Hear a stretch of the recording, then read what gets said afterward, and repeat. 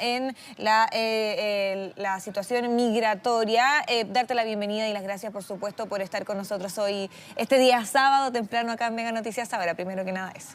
Muchas gracias a ustedes por la invitación. Bueno, Camila, hablábamos un poco con Danilo de las posibles situaciones que podrían estar empujando la decisión de los migrantes de llegar a la frontera y mencionábamos dos, pueden haber muchísimas otras, ¿no? Pero en un principio se piensa que este anuncio que hace José Antonio Kast de que se les da un plazo a los migrantes hasta el próximo 11 de marzo para abandonar Chile, porque si no, derechamente él va a realizar una expulsión masiva. ¿Qué tan probable es que eso ocurra? ¿Qué tan factible? ¿Se puede llevar a cabo algo así realmente? Bueno, actualmente la legislación chilena indica que el ingreso clandestino al territorio nacional o el egreso clandestino al territorio nacional es una de las causales de prohibición de ingreso o de expulsión al territorio nacional. Sin embargo, esto es un proceso complejo. No es solo dictar un decreto o una expulsión. Se tiene que iniciar un procedimiento sancionatorio en el cual se le da aviso al extranjero que efectivamente está en causal de expulsión. Se les otorga un plazo de 10 días para que ellos puedan hacer sus descargos. Dentro de esos descargos está, por ejemplo, que tengan arraigo familiar. El arraigo familiar tiene que ser con residentes definitivos en Chile o con chilenos. Y también se ven otro tipo de situaciones. Posteriormente, el plazo de estos 10 días para realizar el descargo es que, en definitiva, se toma la decisión si efectivamente van a ser expulsados del país o no.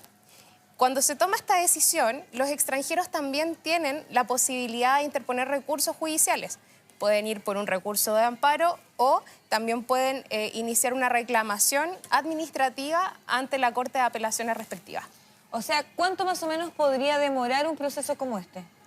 En cada caso. Actualmente, un proceso de expulsión puede ser dentro de 15 días, desde que te dan el inicio del procedimiento sancionatorio, realizan los descargos y se verifica si realmente se cumple con, se cumplen con los requisitos para realizar la expulsión.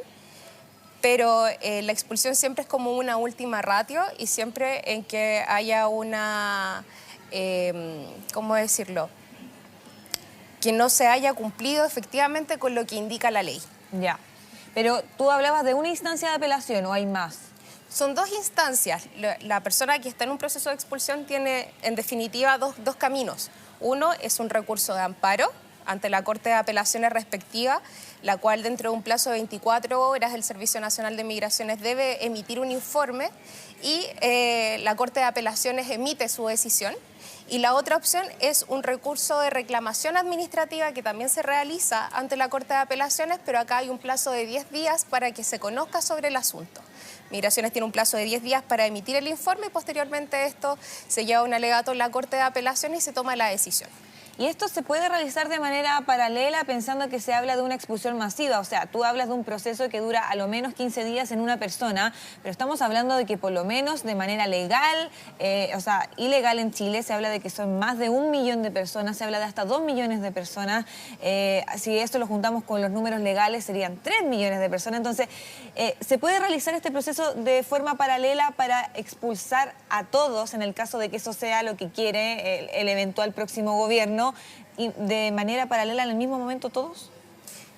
Lo que pasa es que más allá de, te hablé solo como de la parte documental de las expulsiones, sin embargo es relevante tener en consideración que para expulsar a alguien se requiere una previa coordinación, tanto de la administración del Estado con países exteriores. Por ejemplo, cuando quieren expulsar a un extranjero, está la coordinación de Servicio Nacional de Migraciones, Policía de Investigaciones, pero además se requiere una coordinación con el país de origen del extranjero. Sí.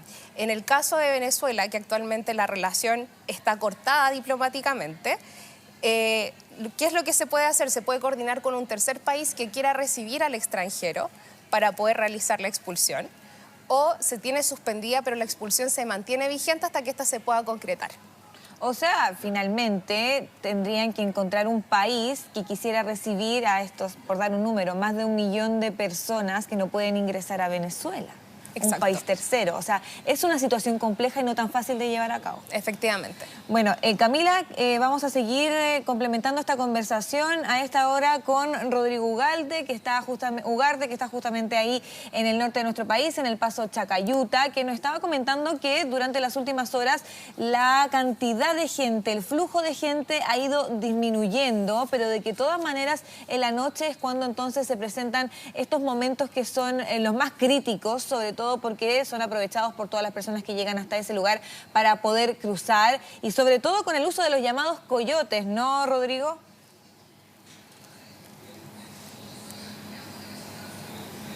Eso es lo que ocurría hasta el jueves, diría yo. Hoy vemos como los migrantes que han llegado hasta el paso Chacayuta han sido devueltos, están tomando un taxi para regresar a Arica, dado que se les ha dicho que el complejo está cerrado, que no van a poder pasar.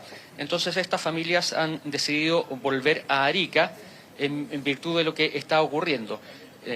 No solo hay venezolanos, también hemos visto que hay gente de otras nacionalidades que han llegado, pero mayoritariamente son venezolanos quienes están tratando de salir del país. Familias completas, pero hoy el control está previo a Chacayuta, donde hay carabineros, hay PDI, hay militares, para evitar justamente que lleguen grupos mayoritarios y se produzca un corte de carretera como fue lo que ocurrió ayer. Así que, como ustedes ven, las personas están siendo devueltas a Arica para esperar qué resuelven las autoridades en esta reunión que partirá a las 11:30 acá en Chile, previa a esta junta bilateral del día lunes, donde tanto Chile como Perú llegarán supuestamente a algún acuerdo para posibilitar el tránsito de estas personas. La única salida que se está viendo acá es coordinar a las demás naciones, a Ecuador y a Colombia, para hacer un corredor humanitario hasta Venezuela y poder facilitar que esta gente retorne vía terrestre hasta Venezuela. Eso va a depender de las coordinaciones de todos los países, que sería la única posibilidad que se está barajando, puesto que si los migrantes que quieren ingresar a Venezuela llegan hasta a la frontera venezolana, el gobierno venezolano está obligado a permitirles el ingreso. No se le puede negar el ingreso a un nacional a su propia tierra.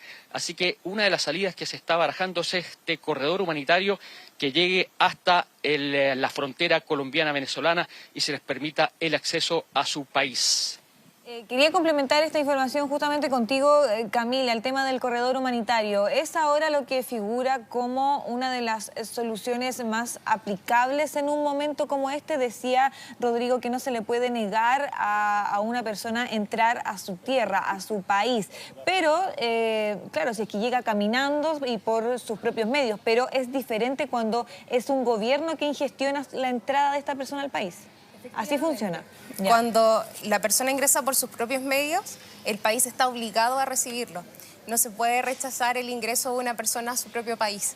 Sin embargo, cuando vienen, por ejemplo, con aviones de la FAT, estamos hablando de que estamos hablando de que es un avión que es de otro país y se requiere la autorización para que ese avión pueda entrar a ese país. Y actualmente ese es el tope en el que nos encontramos. Como no hay una relación diplomática con Venezuela actual, Venezuela no va a aceptar que entre un avión de Chile a dejar a extranjeros venezolanos a su país. Por eso requiere la autorización y por eso un poco lo que te comentaba hace un rato de que se requeriría, por lo tanto, a un tercer país que pudiera recibir a estas personas para posteriormente expulsarlos y dejarlos en su país de origen, que sería Venezuela en este caso. Exactamente. Bueno, y Rodrigo, volver contigo también, porque otra de las opciones que se piensa que está motivando, sobre todo a la población venezolana, a volver a Venezuela justamente en este momento, es la tensión que se está viviendo también en ese país, este asedio, podríamos decir, que está llevando a cabo Estados Unidos hace ya por lo menos 2 meses, con toda la infantería en el lugar, ¿cierto? Lo que hace pensar que en una eventual caída de Nicolás Maduro, y me imagino que de todas maneras eso asusta quizás a los venezolanos que piensan que quizás no pueden volver a entrar. ¿Has podido conversar con ellos acerca de esa posibilidad?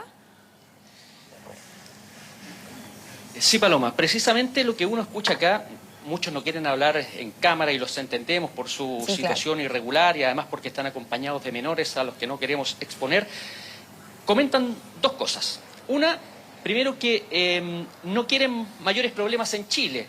Entonces, con este anuncio de que van a ser expulsados, muchos han querido salir previamente. Pero lo otro que los hace retornar es que ellos tienen la esperanza que el gobierno de Nicolás Maduro está viviendo sus últimos días y quieren volver a Venezuela para poder regresar a su territorio y estar allí cuando ello ocurra. Eso es lo que comentan acá muchas de las personas. Básicamente, el temor, por un lado, de que sean expulsados y queden a la deriva, y el otro, el deseo, después de estar ya varios años acá en nuestro país, de volver a Venezuela porque entienden que el régimen de Nicolás Maduro estaría viviendo sus últimos días. No sabemos si lo uno o lo otro va a ocurrir, pero eso es lo que ellos piensan, lo que uno ha podido palpar acá en la frontera chileno-peruana, Paloma. Sí, claro. De hecho, de eso mismo te quería preguntar, Camila, ¿qué pasa en el caso de que eso ocurra, de que el gobierno de Nicolás Maduro finalmente sea derrocado, que caiga, que él decida voluntariamente, por ejemplo, también abandonar el país? ¿Qué pasa con la situación migratoria ahí de todos los venezolanos que están repartidos, sobre todo en Latinoamérica, pero en todo el mundo? ¿Ahí todavía sería necesaria esta gestión de gobierno a gobierno, considerando que del otro lado no va a haber gobierno? Sí. Siempre es necesaria esto más que nada por los principios de bilateralidad que existen entre los estados. Por lo tanto, para darlo como un ejemplo sencillo, tú no dejas que entre cualquier persona a tu casa. Entonces se requiere sí o sí la autorización del presidente, aunque en ese momento no existe un presidente, probablemente existirá un presidente que ocupe provisoriamente el cargo, un ministro, alguna autoridad de ese país que permita que puedan ingresar, por lo tanto, los aviones de nuestro país para dejar a los extranjeros que están siendo expulsados a su país de origen, que sería Venezuela en este caso. ¿Qué pasaría, por ejemplo, si es que es alguna autoridad norteamericana la que queda a cargo de manera, como en un puesto de transición? ¿Cumple la misma función pese a que es alguien extranjero? La verdad desconozco un poco el asunto, pero me atrevería a decir como por la lógica jurídica que no se puede irrogar ese cargo a una persona que es del exterior, ¿ya? Porque los países tienen su propia autonomía, por lo tanto tendría que ser regido o regulado por la autoridad de ese país, aunque tome la autoridad un país extranjero, por ejemplo, Estados Unidos. Lo otro que comentaba también Rodrigo, lo escuchamos en palabras de Danilo, es esta idea de ir y volver. Yo he ido y vuelto muchas veces desde Venezuela, dicen algunos. ¿Es tan fácil hacer eso en la frontera de nuestro país? Lamentablemente se da una situación constante de muchas personas que entran y salen del territorio nacional. Me imagino que debe ser quizás como por problemas para poder controlar la gran cantidad de gente que ingresa y que sale del país. Sí se da en muchos casos que muchas personas entran y salen más de 2 veces. ¿Qué es lo importante ahí? Saber si las personas efectivamente tienen una autodenuncia o si se empadronaron en su oportunidad para poder iniciar, por ejemplo, un proceso de regularización acá en Chile y poder obtener la regularidad por medio del subsecretario del Interior. Pero sí es algo que comúnmente pasa. No, y además también me imagino que si se inicia el proceso de regularización después de una autodenuncia, quizás es más complejo salir pensando que vas a poder volver a entrar tan fácil. O sea, la recomendación es que si una persona entra por paso fronterizo no habilitado, realice su autodenuncia, intente regularizar su situación migratoria ante el subsecretario del Interior, que es una solicitud formal en la cual se realiza una carta explicativa de por qué ingresaron por paso fronterizo no habilitado. Claramente la idea es que no vuelvan a cometer la misma infracción migratoria. En ese sentido es importante indicar que la legislación actual se refiere a la no criminalización de las personas que se encuentran irregulares. Antiguamente quien entraba por paso fronterizo no habilitado o egresaba por paso fronterizo no habilitado estaba cometiendo un delito. La actual legislación chilena indica que eso ya no es un delito, sino que es una falta grave, causal de expulsión para el extranjero que entre por paso no habilitado. Perfecto, Camila. Vamos a continuar contigo, Rodrigo, conversando de este tema. Te quería comentar que hace pocos instantes se conoció que José Antonio Kast está en Frutillar y que se le acerca una ciudadana venezolana ilegal a conversar con él, y él reitera esta idea diciéndole: lo lamento, señora, pero usted se tiene que ir. Y es este llamado, ¿no?, que mencionábamos nosotros, que podía ser lo que está motivando a los venezolanos a dejar el país. Te lo quería comentar también. Sí, tuve la oportunidad de ver esas imágenes y precisamente eso es lo que quieren evitar, de cumplirse la promesa del candidato, tener nuevamente problemas. Ellos están en situación irregular, toda esta gente que vemos acá en la frontera, por lo tanto entienden que de concretarse esa promesa ellos estarían en una situación difícil, por eso quieren evitarse el problema y retornar. Sin embargo, otros dicen que lo que los motiva es sentir que Venezuela será liberada, dicen ellos, en sus términos, y que el régimen va a caer. Entonces se han conjugado estos dos factores, lo que ha motivado que muchas personas quieran dejar el país. Algunos de ellos motivados por una, otros por otra. Y lo que hemos visto es que en la mayoría son familias jóvenes, son muchachos jóvenes con niños pequeños los que están precisamente queriendo volver a su país. No lo comparado con la situación que vivimos durante la pandemia, que ahí era el ingreso a nuestro país. Ahí veíamos que había muchas familias, muchos adultos, personas que venían de todas las edades. Hoy yo creo que el 75% de quienes quieren abandonar nuestro país son gente joven, con niños pequeños, que desean por uno u otro motivo, de lo que hemos comentado, retornar a su país teniendo la posibilidad de cruzar. Ellos entienden de manera irregular el paso fronterizo, puesto como no tienen los papeles para salir de nuestro país, saben que la única alternativa es o salir a través de los coyotes, como hemos mencionado, o que haya un acuerdo entre Chile y Perú que les permita pasar por la frontera y seguir rumbo hacia Venezuela, Paloma. Lo que pasa es que, claro, si es que hay un acuerdo entre Chile y Perú, ok, pueden seguir avanzando, pero quedan otros países entre medio, ¿no? Estamos olvidando a Colombia, por supuesto, que está dentro del camino para llegar a Venezuela, y es un país que ha sufrido muchísimo también con esta situación. Además que, de todas maneras, tomar la decisión como familia de caminar durante semanas para llegar a Venezuela es una decisión bastante extrema, que no se toma porque sí, Camila. Claro. En ese sentido, es importante también indicar que los extranjeros pueden solicitar a Policía de Investigaciones la autorización para poder salir del país. Y en ese sentido, generalmente se la otorgan, pero viene acompañada de una prohibición de ingreso. Ya, o sea, estamos hablando del migrante irregular, ¿cierto? Sí. Me imagino que el regular no tendría problema para ir y volver. No, las personas que están regulares pueden entrar y salir de Chile sin problema. Las personas que están irregulares, ya sea porque entraron por paso fronterizo no habilitado o porque se quedaron residiendo más del tiempo que se les otorgó, por ejemplo, un extranjero que ingresó como turista, pueden solicitar a PDI la autorización de ingreso y se les va a dar una prohibición para poder entrar a Chile por haber infringido la legislación migratoria. Claramente cambia el tipo de prohibición si es un extranjero que entra por paso fronterizo no habilitado o si es un extranjero que se quedó más del tiempo debido como turista. Y me imagino que también, o debería al menos cambiar, si es que esa persona tiene antecedentes, ¿no? Claramente, si tiene antecedentes penales, es una segunda causal para generar la expulsión en territorio nacional. Perfecto. Rodrigo, lo otro es que, bueno, estamos atentos a la llegada de las autoridades peruanas. Sabemos que ya está el ministro del Interior en ese lugar. Se habla de que el presidente peruano también podría llegar hasta ahí. Autoridades chilenas también, el subsecretario del Interior, el de Seguridad Pública, para esta tan importante reunión. ¿Será que esto también influye en la baja del flujo que has podido tú presenciar en el lugar? Sí, yo creo que se conjugan todos esos factores. Recordemos que la frontera hasta el día jueves, como les he comentado, estaba, no diría que no tenía resguardo, porque siempre hay un resguardo, pero estaba con estas vulnerabilidades, sobre todo del lado peruano, que permitían el tránsito de estas personas de manera irregular. Hoy todo eso ha cambiado de uno y de otro lado. Hemos visto que incluso el general de Carabineros ha llegado acá a la zona para entrevistarse con personal de la PDI y ver precisamente, verificar acá en terreno el control que se está haciendo. Precisamente la PDI ha empadronado a algunas personas y le ha entregado un papel que muy probable sea esa autorización de salida de la cual estaba hablando la abogada.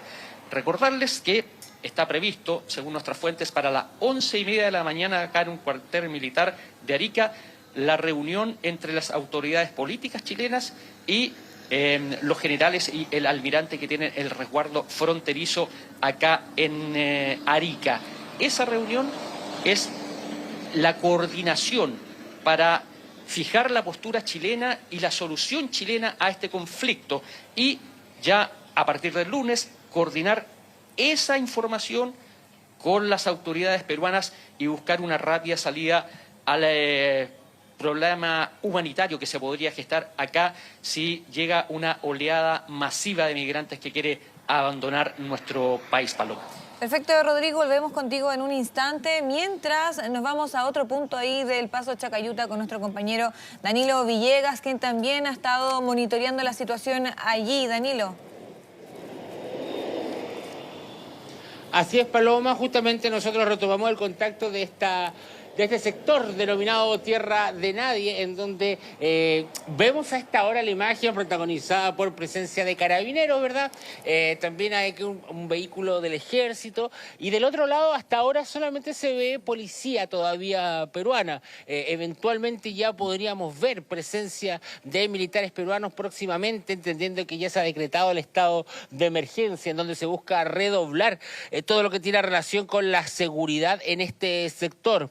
Recordemos que es muy importante señalarlo, que se gatilla básicamente esta reacción por parte del gobierno peruano y se apura todas las reuniones para decretar estado de emergencia a partir de lo que ocurre durante la mañana de ayer, y que en ese momento nosotros estábamos transmitiendo absolutamente en vivo cuando de pronto, de un momento a otro, todos aquellos migrantes irregulares que ya llevaban en algunos casos 2 días caminando y esperando acá la opción de salir, deciden tomar elementos contundentes, piedras, bloques de cemento, maderas y finalmente realizar el bloqueo a las pistas, lo que generó un caos de proporciones en ese momento. Fueron 2 horas en donde solamente fue aumentando el taco vehicular de vehículos que querían salir de manera absolutamente regular hacia Perú y de Perú hacia Chile, y finalmente esto fue lo que gatilló que las autoridades peruanas decían llamar a una reunión de emergencia para coordinar justamente con los ministros, y finalmente ya se confirmaba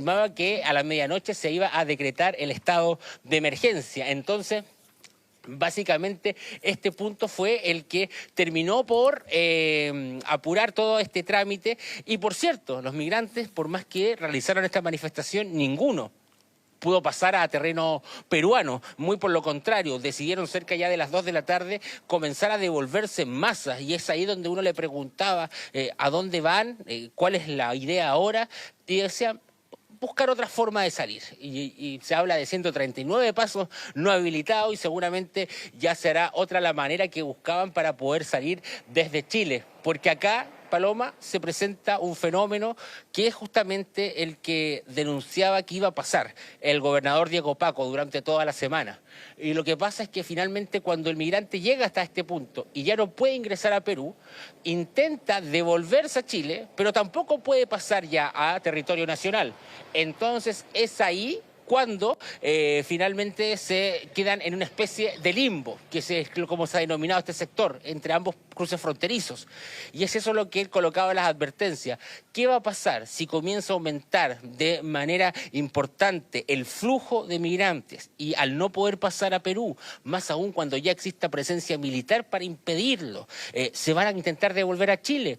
No lo van a poder hacer. Y entonces, ¿qué va a ocurrir? Estos sectores van a convertirse en una especie de rucos, carpas que van a comenzar a aparecer en todo este punto, y esto es territorio chileno. Y esa es la gran preocupación que hoy día ha presentado y ha expuesto el gobernador Diego Paco, y es por eso también que ha hecho este llamado a las autoridades de gobierno para que se hagan presentes en la zona, y finalmente no ha tenido tan buena acogida en la semana. Recordemos que por ahí la ministra Adriana del Piano indicó que eran cerca de 3 o 4 personas que van pasando, que no se necesita que exista una presencia de alguien del gobierno por situaciones como esta, y en realidad las imágenes luego mostraban que eran 100, no sé, más o menos, un aproximado. Nosotros de hecho tenemos imágenes ahí cargadas en nuestro archivo que fuimos registrando durante el día jueves por la noche, y que ustedes pueden dimensionar más o menos la cantidad de personas que pasaban a esa hora de la mañana, perdón, de la noche, digo, Paloma, y es ahí en donde también tú graficas que esa misma gente al otro día aún estaba esperando porque no pudo pasar.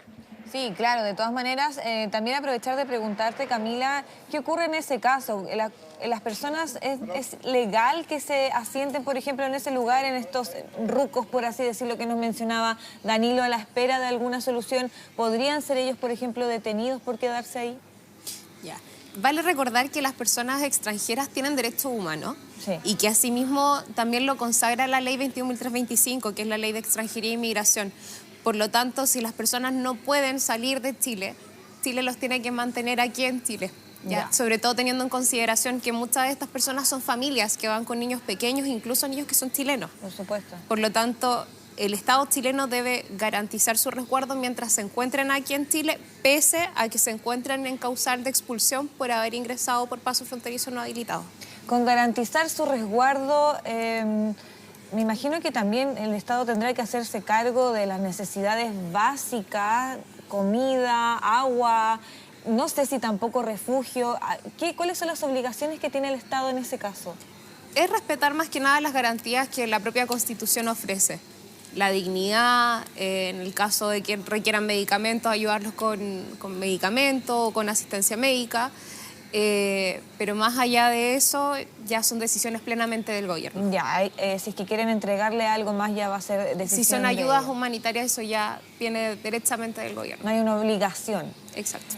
Por otra parte, te quería comentar que hace pocos instantes también el presidente estadounidense Donald Trump, que tiene, bueno, de todas maneras un papel protagónico en todo esto, por lo que decíamos, ¿no? Este asedio que está sufriendo Venezuela, publicó, mira, eso es lo que estamos viendo ahí en pantalla, en su red social Truth Social, diciendo que a todas las aerolíneas, pilotos, narcotraficantes, dice él, y traficantes de personas, les rogamos que consideren que el espacio aéreo sobre Venezuela y sus alrededores permanecerán cerrados en su totalidad.